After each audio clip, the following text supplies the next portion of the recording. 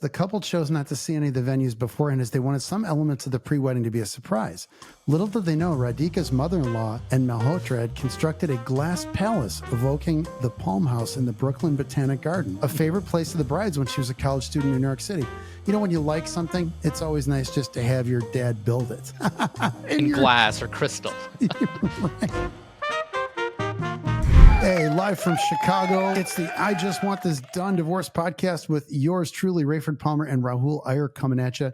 And we're happy to bring more information about celeb divorce news you can use, dating apps, all kinds of things we like to talk about. We're going to add more context and background for our listeners, and we're excited to bring another show to you today. Rahul, how's things? Hey, how are you, Raif? Excited to be here. Excited to bring out another episode of the show. Yeah, so first up, we always like to talk about celeb divorce and how it ties into real life for people. So this is not the freshest stuff, but we still want to talk about it. So Cardi B confirmed split from husband Offset. So this was confirmed in December, but this is newer news for us. We like to keep everybody up on the celeb divorce news where it applies and where we can learn lessons. The rapper confirmed she's no longer with Offset in an Instagram live stream over the weekend. This is a couple months back. Said she's been single for a minute now. This is a story from Entertainment Weekly. Jessica Wang wrote this article. Cardi talked on a live stream about this and came out in the public about it and said she was telling her fans about this. So Entertainment Weekly asked for comment, got really no information. They've had an on-again, off-again relationship reportedly since they were married in 2017. They have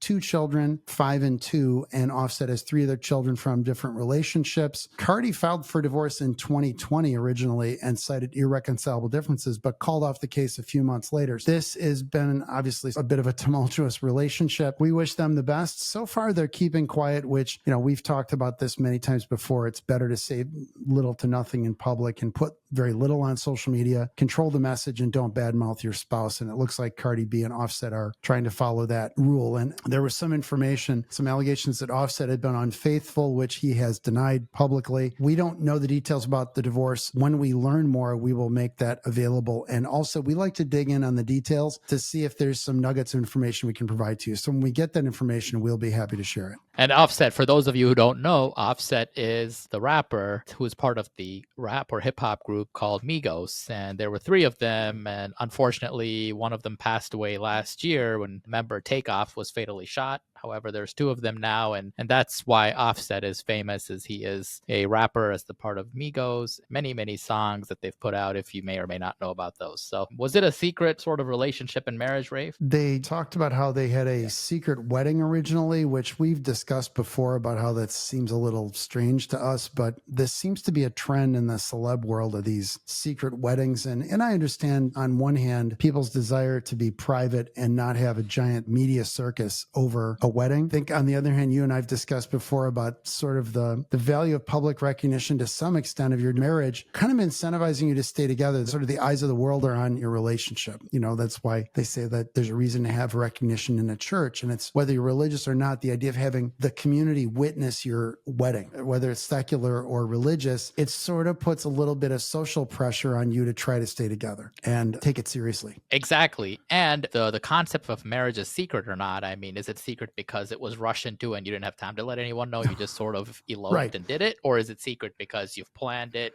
you kept everything hush-hush, and you did it? Because that'll bring up questions about, are there prenups?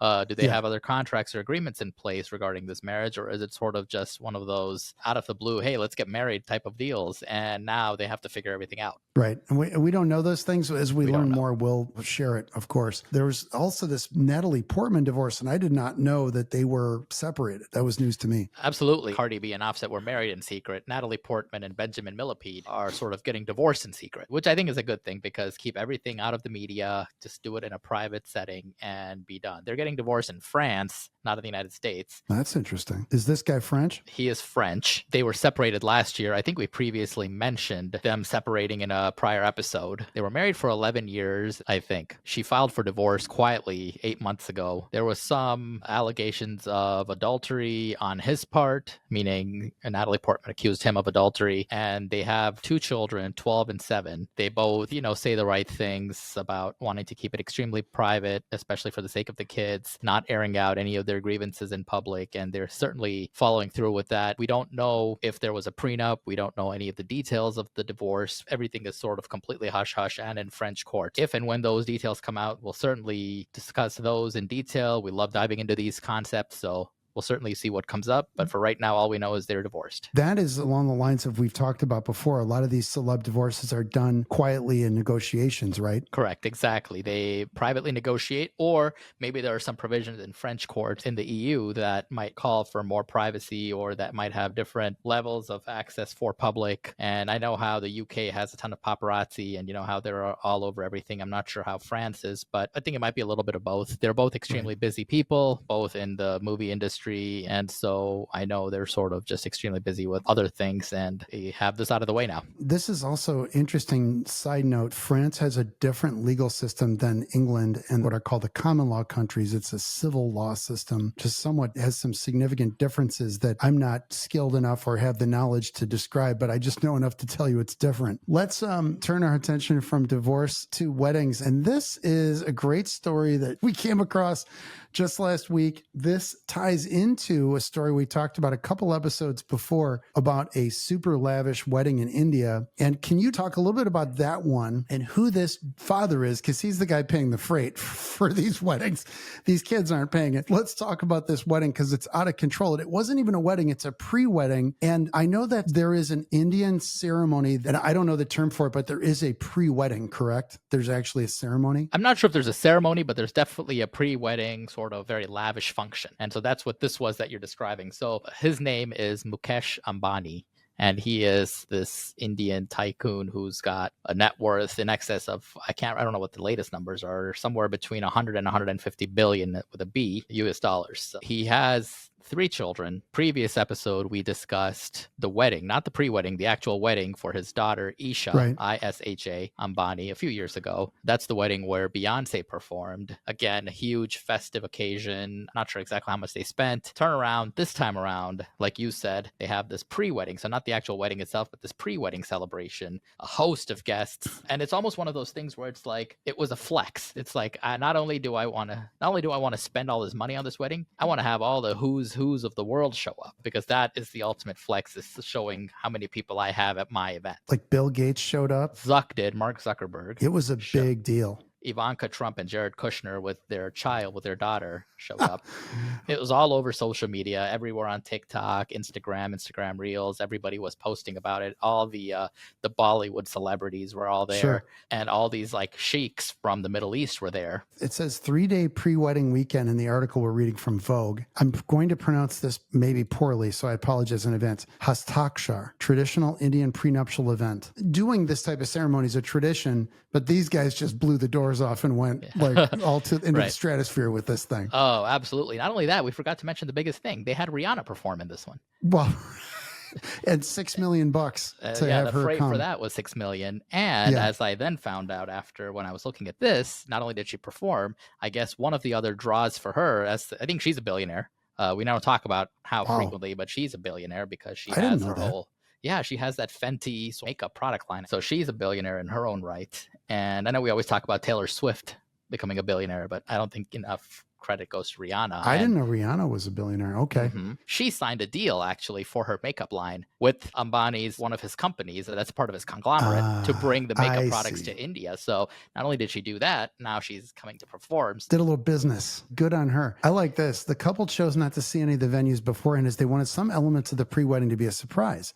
Little did they know, Radhika's mother-in-law and Malhotra had constructed a glass palace evoking the Palm House in the Brooklyn Botanic Garden. Never been there. A favorite place of the bride's when she was a college student in New York City. You know, when you like something, it's always nice just to have your dad build it and build you a copy. in glass or crystal. Right. I'll just build one for you. No sweat. Don't worry about it. What's an architectural marvel that you like, Raif? Sears Tower. You can have a replica Sears Tower built in glass for you, right? I would like that. A mini train transported the guests throughout. After dinner, 5,500 drones took to the sky to tell the story of Vantara, becoming India's largest drone show ever in the process. They flew all the guests and chartered, and this article has pictures of all these things. Obviously, they flew all the guests, gave all of the guests transportation, accommodations, everything to stay at this sort of, I call it a resort. That's $100,000 per person. People want to spend their money any way they want. That employed a lot of people to build all that stuff and do all that. Yeah. So it's all good. Just spreading the wealth around. It's fine. By the way, David Blaine did magic tricks for the crowd. So you're not just the local balloon tying guy. Yeah. Hey, you know what? David Blaine, right? They had food from all the Michelin restaurants around India and everything. They all show, all the chefs came by and created these like elegant or opulent, I should say, meals. The feeling always is, the more over the top the wedding is, like the lesser chance of success of the marriage, kind of in contradiction to the doing it in secret, maybe chancy. The flip side might be the bigger the show, is the marriage less likely to succeed? Don't know. I think that's kind of the pop culture feeling or whatever. My mother always scoffed at like marriages that were super over the top. It's sort of like they doth protest too much, the idea. But hey, good luck for them. We wish them the best. So, oh, absolutely. And I think we mentioned that when we talked about the sister's wedding. So we talked about the prenup situation briefly, right? We don't know what sort of contracts they have, but we'll get an Indian attorney on to weigh in on this. Perhaps if you're an Indian attorney out there, please comment on this video. Let us know how prenups are done in India. We would like to interview you because we would think that would be interesting to talk about. And Rahul did a little research. What did you find out about it? I found that prenups aren't really valid, or not really, I shouldn't say valid, but they're probably not valid. Courts are starting to maybe recognize it now, but it's really not a thing that's done because it's contrary to public policy in India. And so people don't really do prenups. The courts, I think, in some decisions have started to recognize that, quote unquote, Western countries do it when they're validating all these things, and people should be allowed to contract for these things. And so I think more courts are suggesting that prenups should be held valid, although they aren't currently a thing. But if that's wrong, let us know. Let us know what you know about it, because we'd love to hear from you, especially if you're an Indian attorney and you've got experience with divorces there. I know there are some significant differences because folks have told me who are getting divorced here who are from India and given me some ideas of the differences, and they're substantial, like among parenting being one of them. But I don't have any personal knowledge, so it'd be great to hear from you. Next, we like to talk about divorce and related laws in other states because they're sometimes very interesting. And you found an interesting story about pregnant women can't get divorced in Missouri. Can you tell us about that? That was really interesting. Oh, absolutely. So this very antiquated law that's in Missouri that is still technically legal is where a Missouri judge cannot legally finalize a divorce if a woman who is party to the divorce is currently or at the time pregnant. They can still file for divorce, but the court must wait until after the woman gives birth in order to finalize child custody and child support. Two things this comes down to, this article, or I should say the law comes down to, is one, when the law was initially introduced, they said that it was to make sure that paternity was not in question and that they wanted a child to be born with a determined father, and you wanted to determine paternity as well as child custody. That's really why the law is in effect. But it's so antiquated, and the more difficult thing is that there is no exception for domestic violence, and so it's really forcing a woman to stay married, even though there might be violence or whatever else, unfortunate situation might be going on, and you almost think there might be an equal protection argument if you have a woman who's not allowed to get divorced if she's pregnant, but that won't apply to men because that's not really something that happens. So there is a new law that's, I think, being proposed, or a new bill, I should say, being proposed to change this. I think they're trying to see if they can edit this, but this is one of their top priorities to be determined. But as of right now, it still stands. Okay.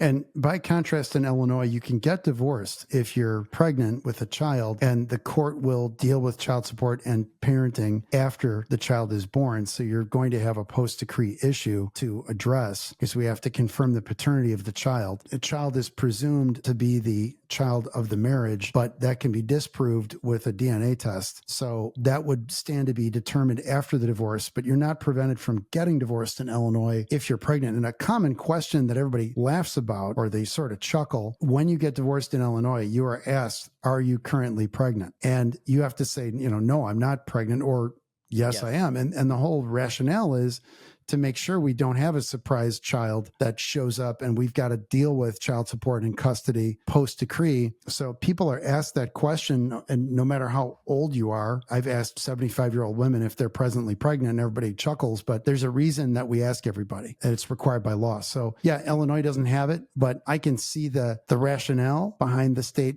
saying, well, we're not going to grant the divorce, but it would be just as effective to grant the divorce and deal with that stuff post decree as we do in Illinois.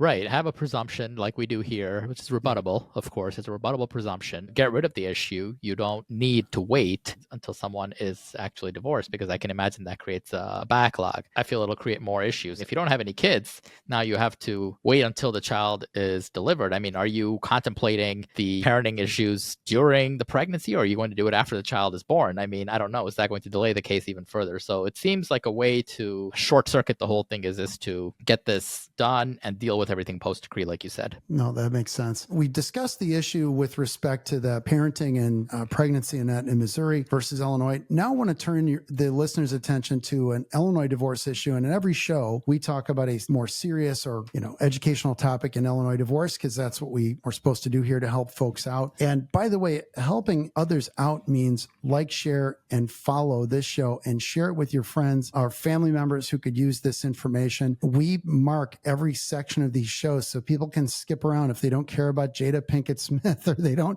care about a wedding in India or whatever. They can skip right ahead to any part of these shows that they like. And we always have some core knowledge about divorce in every episode. So please let people know about this. Share it on social media. Tell people about the show, and you're going to help somebody out. So yes, we don't ask you for any money for this. Obviously, we're doing this at no charge. So the way you can pay us back is by liking and following us and subscribing on YouTube. Hit the subscribe button on your social media. Follow us on Apple. Give us a review on Apple Podcasts, for example. But that's it. So give us scratch our back a little bit, and we'll scratch yours and your friends. And we'll continue to come out with great shows. We're always trying to get better, and we appreciate your comments on how we can improve. We've actually shortened the show a little bit due to feedback from our listeners, and we want to make sure that we clearly identify what each section is about and why we're talking about it. So thank you. Keep the feedback coming. We appreciate it. And we're going to talk about now what to do about the house. And specifically, we're Illinois divorce lawyers. We work in Chicagoland. So we're going to talk about our area of expertise or our knowledge, which is Illinois divorce. We're going to go through there are really three main options with the house with respect to divorce. So one is kind of obvious. I'm going to outline these first, and then Rahul and I are going to talk about pros and cons of each option and some experience we've had with this. Then we'll wrap up. So a couple interesting ones. So sell and split the proceeds. Number one, sounds obvious. Okay, we can always put it on the market and sell the place. Doesn't take a genius to figure that out. The place gets sold on the open market, and the proceeds are split after the mortgage and all the bills are paid. So we pay for the real estate commissions, we pay all the expenses, we pay the lawyers in the deal, and then we split the proceeds in some proportion. So assuming a 50-50 asset division, we're dividing the proceeds equally. Now, a couple of little notes about that, usually done at the end of a case, not during a case. And some of these cases take a long time. So we talked in Cook County before, these divorce case can take 2, 3, 4, 5 years in lengths to go through a trial. And sometimes one spouse wants to try to sell the house during the divorce case and unload it to get that expense off their backs. But courts are usually hesitant to do that. And actually, there's a case decided recently in Illinois saying that can't be done unless you show really good cause. So if there's financial distress by keeping the property, a court can order that sale, but otherwise it normally can't be done. And I did a YouTube video on that on our firm YouTube channel, STG Divorce Laws. There will be a link in the show notes. And I talked about that particular case, but there wasn't a case on that before. And there was some debate about whether or not a home could be sold during the marriage. And our general knowledge, our rule of thumb was it was hard to do, but courts have ordered it. And in this case, a trial court ordered it, and the appellate court said, no, you can't do that, basically because there wasn't a good enough reason. That's what that comes down to. But at the end of the case, typically the homes will be sold. Now, if there's some major financial distress, the court may order it during a case, but that's going to be unusual. The pros, we know what the true value of the home is. So there's nothing like a real buyer coming forward with cash money to purchase a home. The other pro is we're dividing the costs of sale. So whatever those transactional costs are, we're splitting those. So that's one thing I wanted to mention about that. So first, Rahul, do you have any thoughts on the sale and split that I didn't cover? If not, then I'd like you to talk about the next option, which is, one person keeping and buying out the other. Absolutely. So, no, I think you covered the whole sale and split option. Like you said, the best value for a house is what someone's willing to pay for it in an open market, but an arm's length transaction. You don't want someone's brother to lowball offer you and buy it. And specifically for that reason, as one of the things we do is we don't put the sale price or any of those things in any sort of a final judgment, because we don't want people who are sitting there pulling judgments for good real estate deals to catch wind that you're trying to sell this house in some sort of a rushed way or anything, or for a certain number. Because these are public record, right? Exactly. And so you want to keep those hush hush, but at the same time, that's exactly the process that you have to follow. And alternative to that is if one person decides to keep the house. Now, traditionally, courts tend not to award a house to just one person.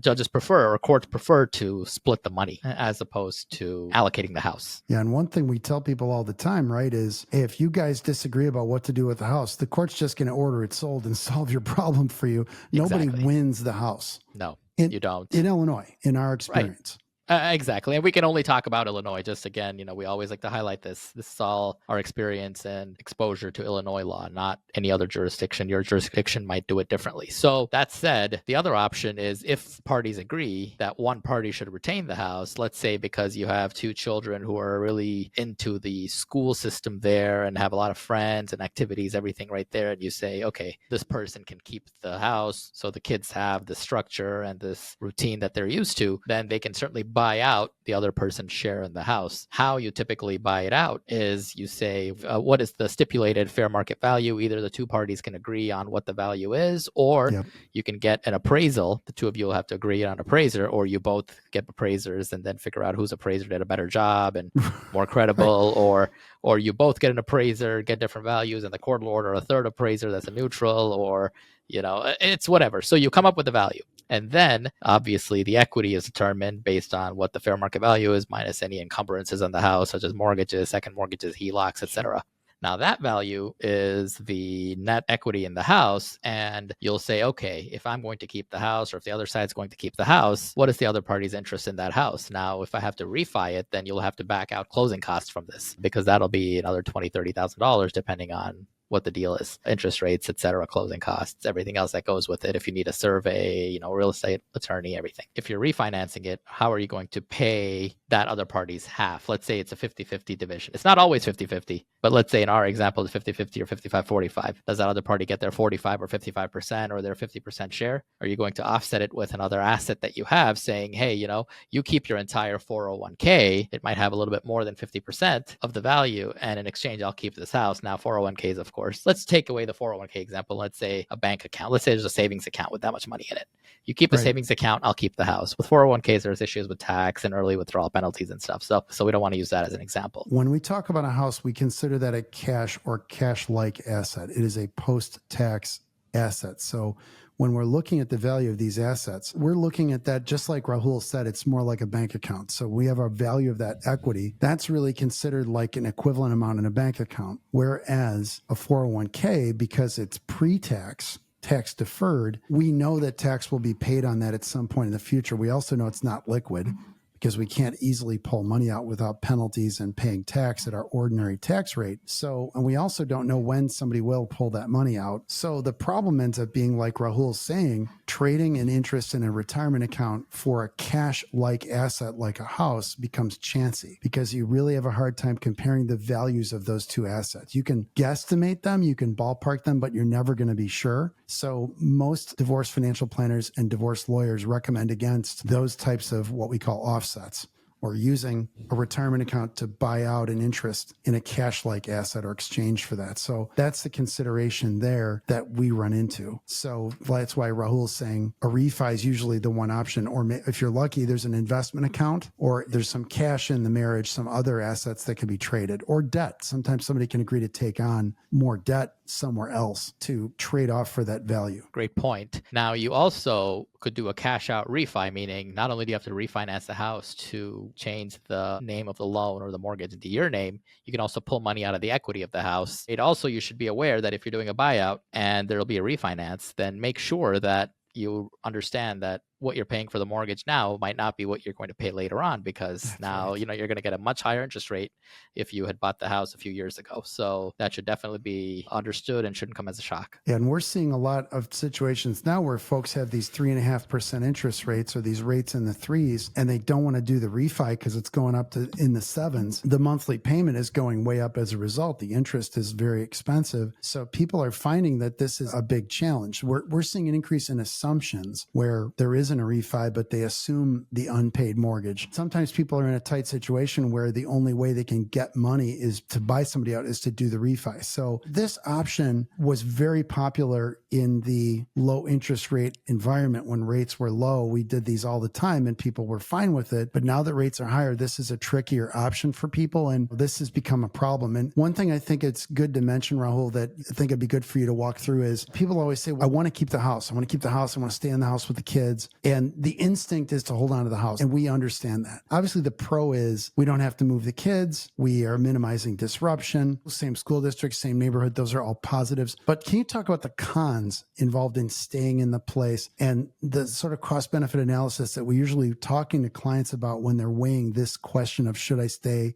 or should we be selling the place? Sure. And this will be sort of from a lens of staying, meaning buying out the other side, not staying together, living in the same house post-divorce. Some of the cons in staying in that house is, number one, if you have to refinance, you'll more likely than not have a much higher interest rate. So your monthly payments that you're currently paying will not be the same. In some cases, it'll be many, many hundreds, if not thousands of dollars more because of the current financial markets and environment for these interest rates. The second con could be, depending on what your parenting time schedule is, what the status is with everything else, from like a psychological perspective, it can bring back some unfortunate memories and such. Sometimes you want to keep things in the past and move on. It'll be a fresh start. If you're keeping the house, you're sort of keeping all the memories with the house, so to speak. And maybe that's a good thing. Maybe that's not a good thing. I don't know, Right. but that could be a possible con. You have to come up with a lot of cash. So if you keep the house, more likely than not, unless your cash is coming out of the house, you'll be cash poor.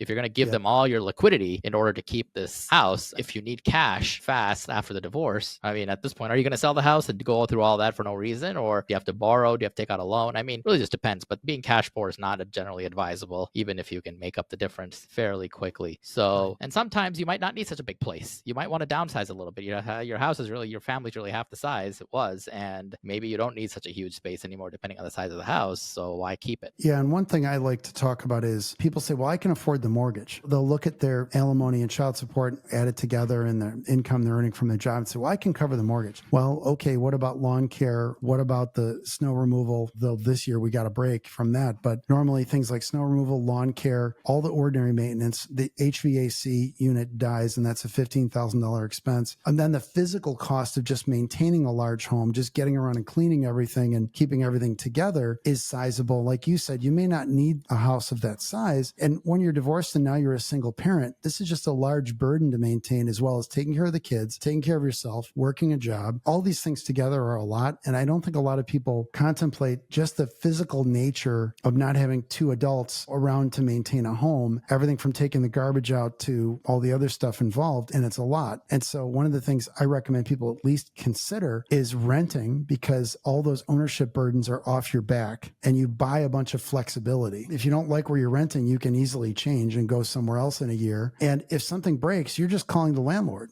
And it's their problem. And you can rent a house. You don't have to just rent an apartment. You can rent homes. You can rent townhomes. But if people are insisting on buying, and I know some people really believe buying is the way to go. We're not financial planners, but we're trying to be practical. And by the way, get a professional financial advice from a planner. It's worth your time to talk to a certified divorce financial analyst. Nobody really considers these things. Nobody likes to think about the downsides. So it's more than just the mortgage and the utilities. There are these other things to think about. And now the point you made is you locked up all your equity in an illiquid asset. So now the only way you're going to get that money out is a sale, and you'll be paying the cost of that sale. And one other thing that I think we might have mentioned but should be underlined is the costs of sale are not subtracted from the value of the home when you do a buyout. So when you sell the property, we're equally sharing those costs. But when you do a buyout, you just take that appraised value minus the mortgage, and that's the price the person you're paying. You don't get credit for closing costs and the costs of selling. And there's a reason for that. And that is because the court believes that that's speculative, right? And we don't know when they're going to sell. Exactly. Unless you have to refi in order to buy the other person out. And if sometimes I've seen it done where I've done it once or twice where build in the cost of the closing and everything. But again, that's not easy to do because they'll give you pushback because again, that's not how you generally do things. So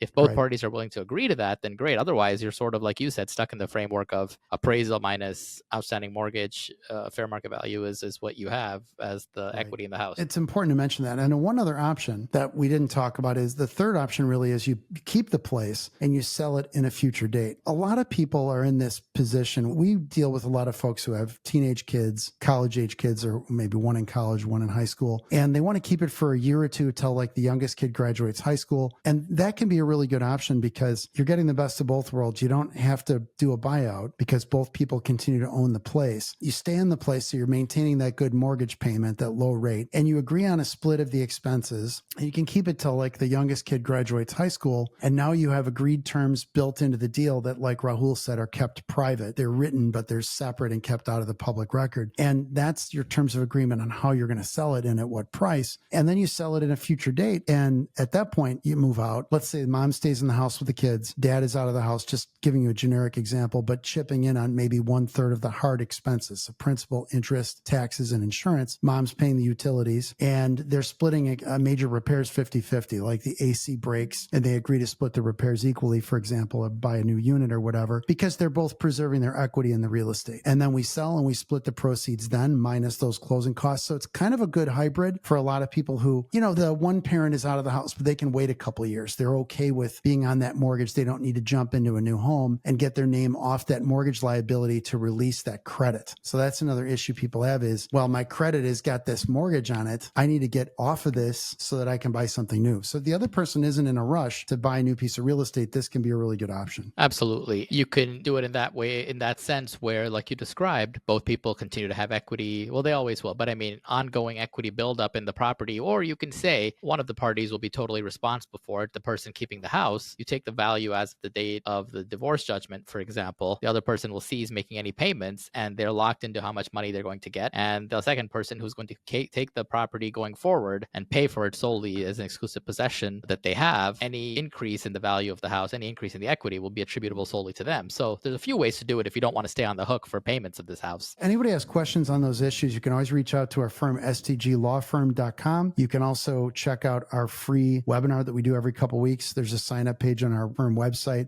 my link tree and our social media at Rayford Palmer on TikTok, at Rayford Palmer on Instagram. There's easy links to all that stuff. You can have a consultation with us also. And just put questions in the comments too. We read those and we'll be happy to reach out. Okay, so we always like to talk about dating app stuff and dating trends. This was kind of interesting because we've had some questions about people talking about AIs and using AI in chats. And my sons were joking about this with me lately. They're in their 20s and struggling with dating apps. And I found this article where it turns out that Tinder is okay with you using AI to help with chats. In the principles that Tinder and Match Group list, they think AI is a great tool. They believe making dating better, says a Tinder spokesperson. By the way, this is a story from Gizmodo, actually. Max Zeff, credit to Maxwell Zeff for this story. We're getting some of the information from here. So Tinder apparently says not only are Match Group's dating apps okay with using ChatGPT, but Tinder, Hinge, and Match are all exploring AI-generated responses for their dating apps, according to Match Group CEO Bernard Kim in January, in an earnings call they had in January. Tinder says AI could soon write you a conversation starter or suggest in-person date ideas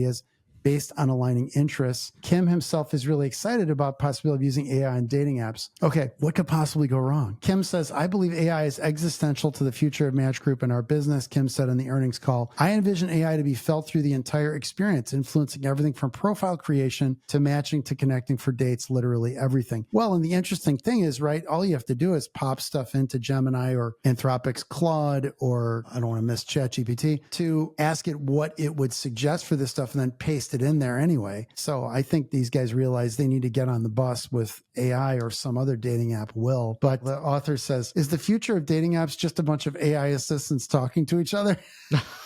So even further removing us from communicating with humans, Now my app is going to talk to your app and Right. figure out if we should go on a date. Exactly. It just depends on how good we program it. And here's the part.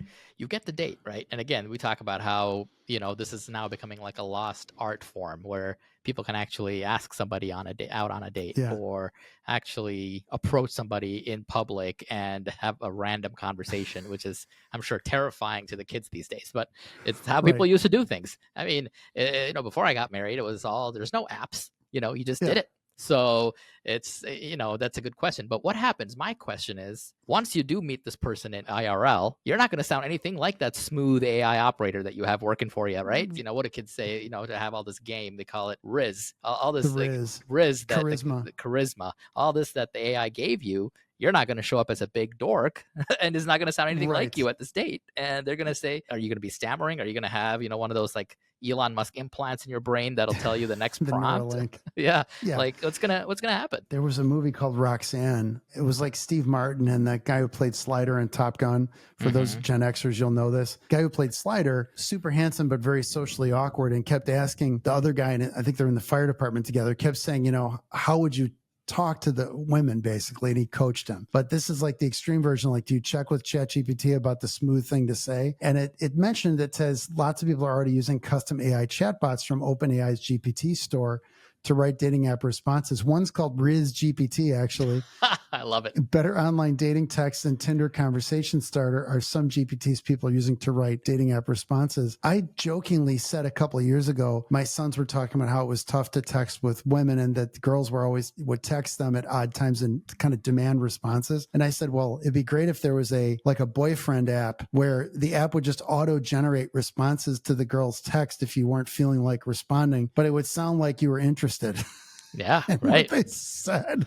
And they're like, that's genius. Well, now here it is in real life. But you're right. You and I talked about this, and millionaire date doctor Mike Banovac has said there's no substitute for dating and meeting in person. He said that in our interview with him a few episodes ago, I believe episode 11, and check it out if you haven't. It's a really cool one because he talks about all the stuff that he does with helping people learn how to date better. And he also said something I still tell people that's interesting, which is the purpose of the first date is to see if there's going to be a second date. He's like, that's it. And more people need to, I think you can use these apps to meet people, but you've got to go meet people in person. There's no substitute. This just points it up. Yeah. So we'll see how AI changes it. But anyway, that's all we have for today, folks. Like, share, follow for more. We appreciate you. Check out my book, I Just Want This Done: How Smart, Successful People Get Divorced Without Losing Their Kids, Money, and Minds. Available on Amazon. Our law firm is STG Divorce Law in Chicago and in the suburbs. We'd love to help you out. Give us a call. Reach out to us through our web form, stglawfirm.com. Thanks very much. Have a good one, everybody.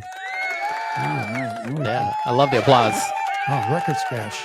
There we go.